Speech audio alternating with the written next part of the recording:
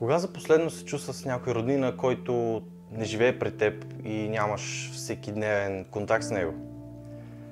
Кога за последно пита човека, който е твой партньор, как всъщност наистина се чувства и какво наистина мисли в ситуации, които човек би се изнервил? Последния път, когато спори, опита ли се не да спечелиш, а да разбереш защо другия човек казва това, което казва и защо е взел позицията, която е направил?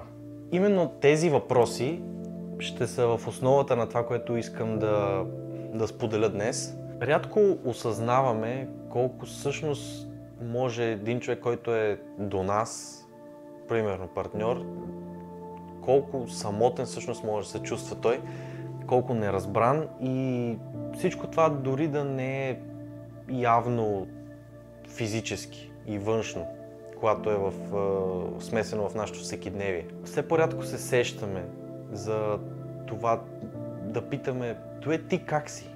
Но наистина как си? В смисъл не добре съм, няма проблем. А какво днес те накара да се почувстваш добре?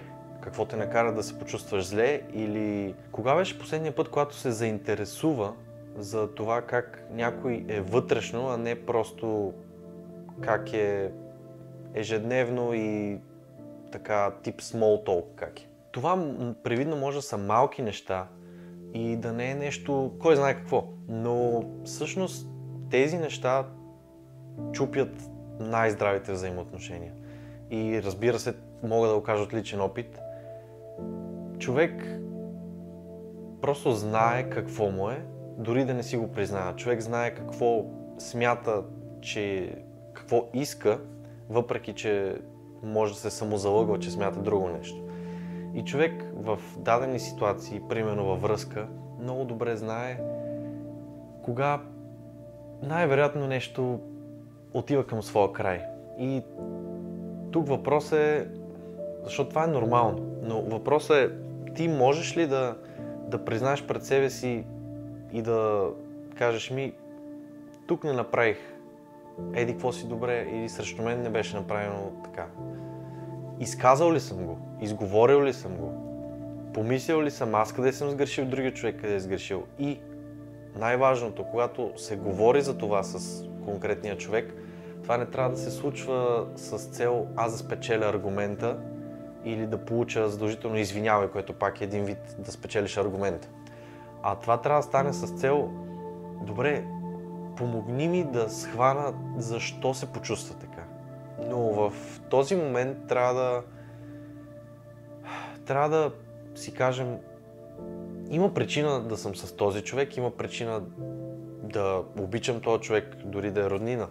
Де-факто, мен ме интересува той какво мисли, защо го мисли, защо е реагирал така, и той е реагирал така поради неговата настройка или нещо, което ние сме направили, или по някакъв начин сме потикнали у него. Или това може да е външен фактор. Но идеята точно на такива разговори и наистина приветствам всеки човек, който желае да се замисли над това, да осъзнае, че масата от споровете и от даже разговорите, продуктивните разговори, които се водят, са с цел ние да получим от другата страна извинявай. Освен ако не сме тотално усрали положението, е горе-долу подобно или леко клони в едната страна аргумента. Тогава рано или късно се влиза в този защитния механизъм, който е: аз съм тук и говоря с теб, за да получа извинявай. Де-факто да признаеш, че ти си по-грешния в случая и аз трябва да съм този, към който трябва да се реваншираш. И споменавайки валидация, много е важно да покажеш на човек, независимо мъж или жена, че това, което той е почувствал и начинът, по който е реагирал, е нещо, което теб те интересува. И ти искаш да разбереш не само защо е реагирал така, тип как можеш да реагираш така или чисто физическата реакция, а какво те накара да се почувстваш по дадения начин, така че да предприемеш едикви си действия. И това е много трудно, когато човек е афектиран. Наясно съм, че много лесно звучи, когато си спокоен, когато си уравновесен. Това е супер лесно.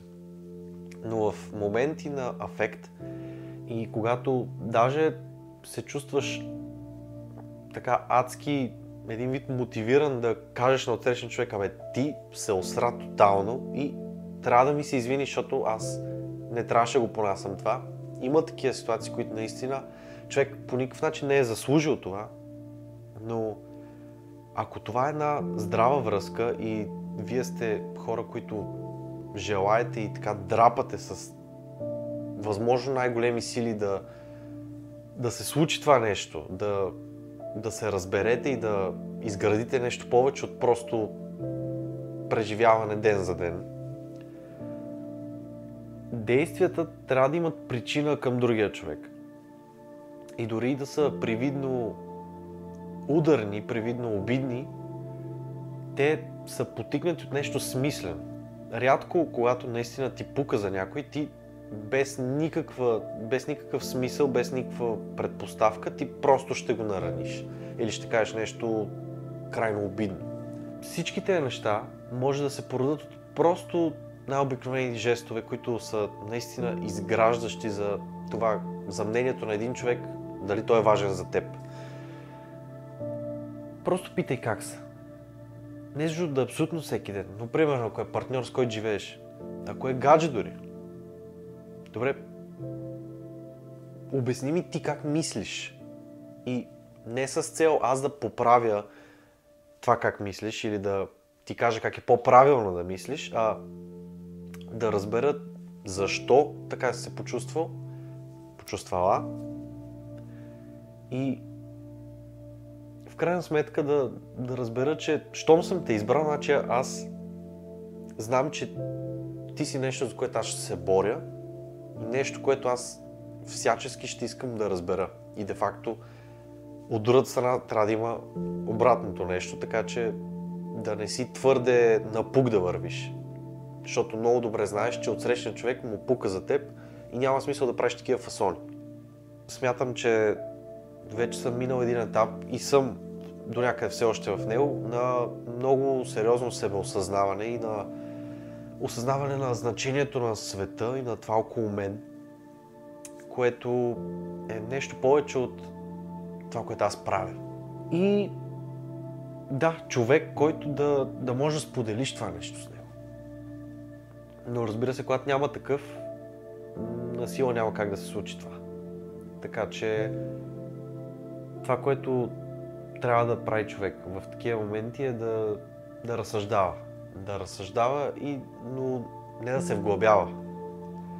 Много е тънка границата в това ти да помислиш над твои минали действия, над твои връзки, развръзки и така нататък, без да се вглъбяваш в тях и това да ти носи основно негативизъм.